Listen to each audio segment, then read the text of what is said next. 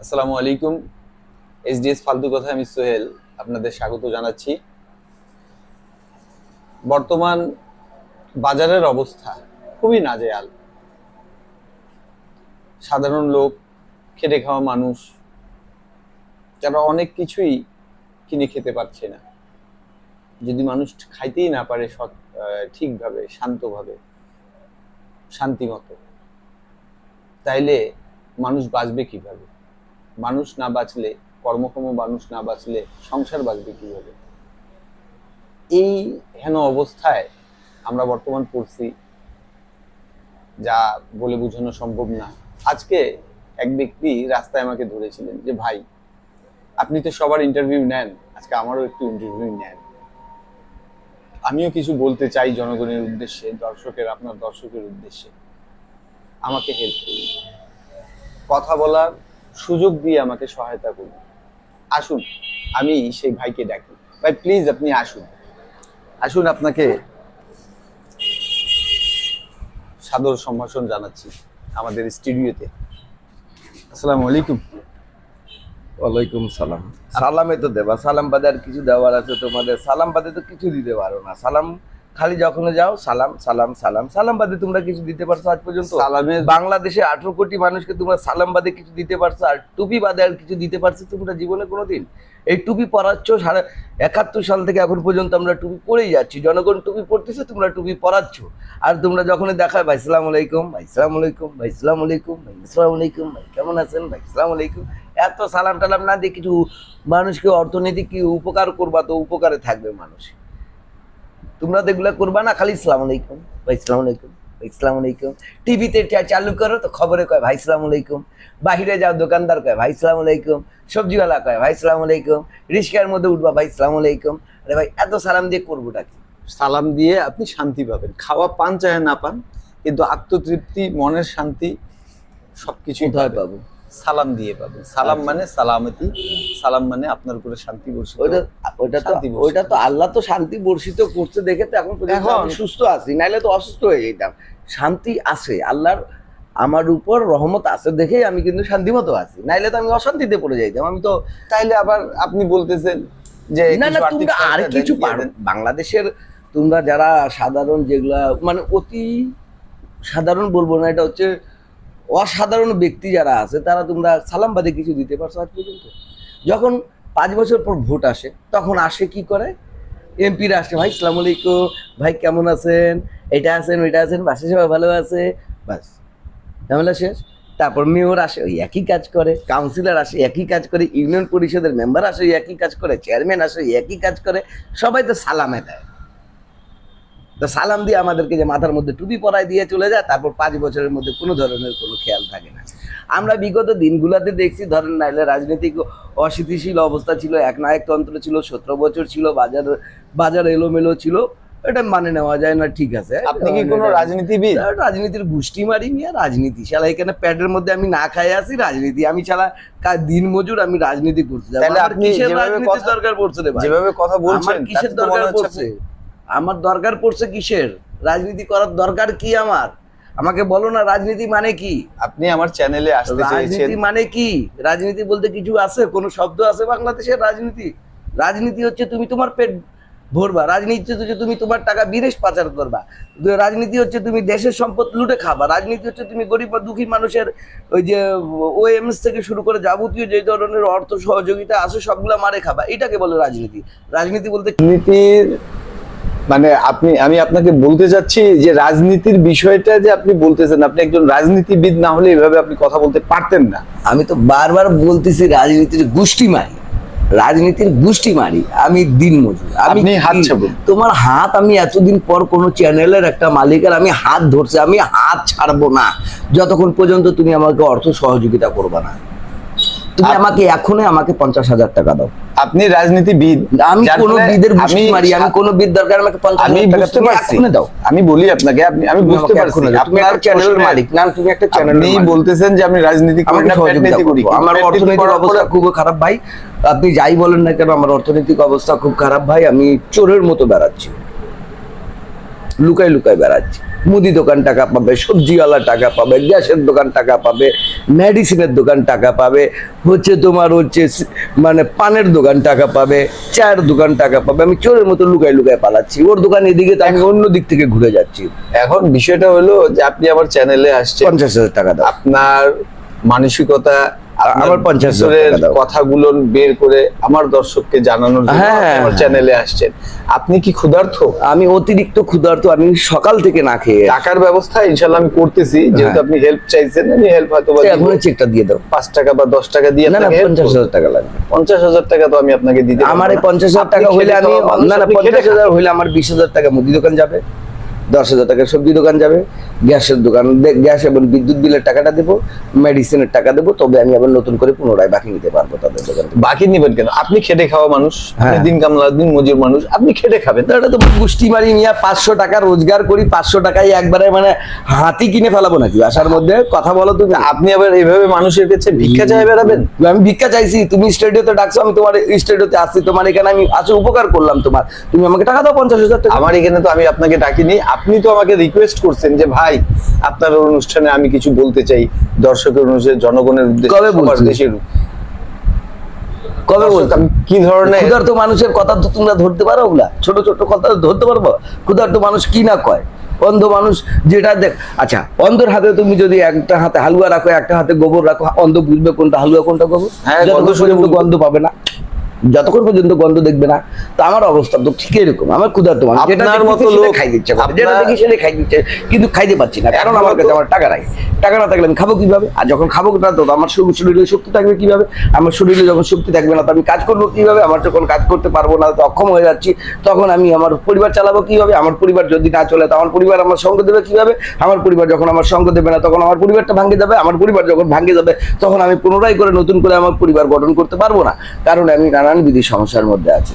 আপনার মতো লোকদেরকে বাংলাদেশ সরকার এখনো সহ্য করে যাচ্ছে। তো কি গুলি করে মারা দেওয়া আমি উচিত? যদি সরকারের মধ্যে থাকতাম, আপনাদের বাতাসের উপর ট্যাক্স লাগাইতাম, পায়ে হেঁটে যে চলেন সেটার উপরে ট্যাক্স নিতাম, হ্যাঁ, আপনাদের কথা বলার উপরে ট্যাক্স নিতাম, সাধারণ জনগণের নাবিশ্বাস আরো উপরে তুলে দিতাম।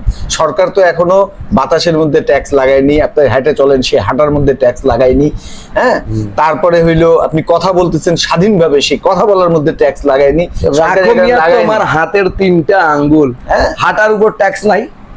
হাঁটতেছেন, হাঁটার মধ্যে কোনো ট্যাক্স নাই। আপনি যে হেঁটে আসলেন, টাক পাতা শুন, হাঁটার উপর ট্যাক্স নাই না, কোনো ট্যাক্স। এই রাস্তা যে বানাচ্ছে, রাস্তা যে বানাইছে, রাস্তা কি সব মানে এটা কি অন্য? তাহলে আপনি বাবার ঘর থেকে আনে? সরকারকে বলতেছেন বাজারের মূল্য ঊর্ধ্বমুখী কেন বলছেন? আরে দাঁড়াও, ওইটাতে পরে আসতেছি, তোমার 3টা জবাব দেই আগে আমি। তুমি তো বাজারের ঊর্ধ্বগতি এই কথা কেন বলতেছেন? উত্তর এটার উপরে তোমার 3টা প্রশ্নের উত্তর আমার কাছে নাও। প্রথম, হাটে চলার উপর ট্যাক্স নাই? ট্যাক্স আছে। রাস্তা দিয়ে হাটে আসতেছি, আমি ট্যাক্স দিচ্ছি না? কাকে ট্যাক্স দিচ্ছি? আমি চাল কিনতেছি, টাকা দিচ্ছি না? ট্যাক্স দিচ্ছি না? কিসের ট্যাক্স দিচ্ছেন? কিসের? আপনার চাল কি বিনা টাকায়? হ্যাঁ, স্লিপ আছে? দেয়। হ্যাঁ, তোমরা দোকানদার, আপনি নিছেন? তোমাদের ভ্রাম্যমাণ আদালত কি ছেড়ে, মূলা আপনি ছেড়ে, নিছেন?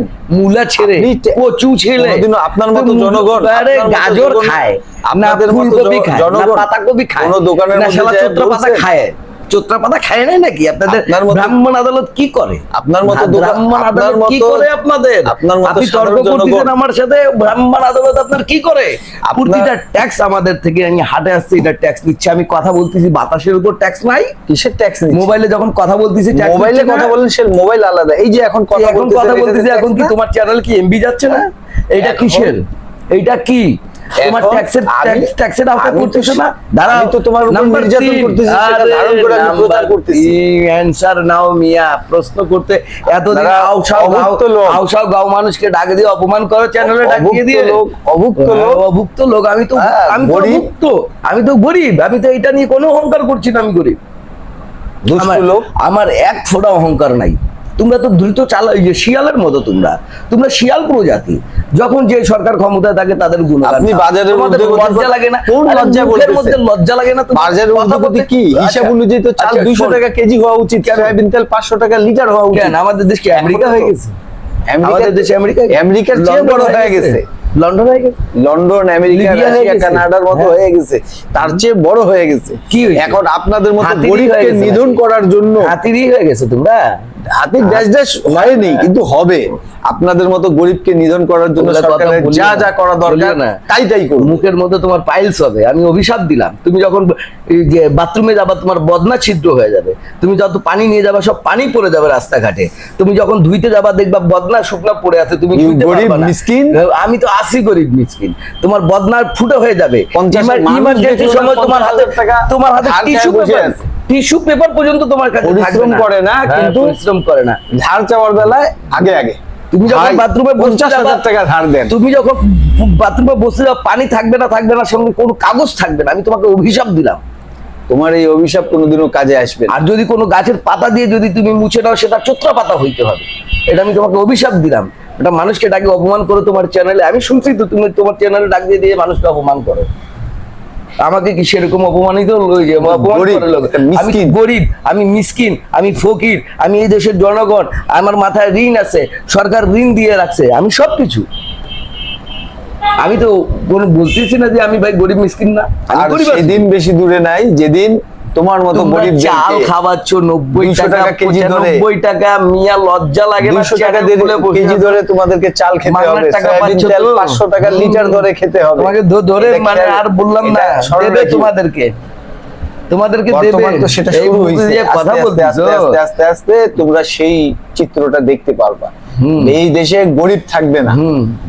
গরিব কি হবে? এটা জানি তো, গরিব নাই তো বাংলাদেশে। তোমাদেরকে গরিব না খেয়ে মরতে হবে, তোমরা না খেয়ে মরবা। যারা বড় লোক থাকবে তারাই দেশের মধ্যে থাকবে, তারাই দেশের রাজত্ব করবে। তুমি বললা না ওএমএস এর চাল, হ্যাঁ, তারপরে অমুকের হ্যাঁ, চাল, এটা হ্যাঁ। মারে খাওয়া, এটাই হলো হ্যাঁ, রাজনীতি, হ্যাঁ। নাকি? আমি তো তারপরে আর কি রাজনীতি বুঝিয়ে রাজনীতি? দিচ্ছি তোমাকে। রাজনীতি বৈশিন্দ্র থেকে শুরু করে মধ্যাহ্ন পর্যন্ত আমি তোমাকে বুঝাই দিলাম, ধন্তন্য পর্যন্ত আমি তা তোমাকে সেটাই বুঝাই যদি হয়, হ্যাঁ। তাহলে তোমার মতো গরিব থাকার দরকার নেই। না।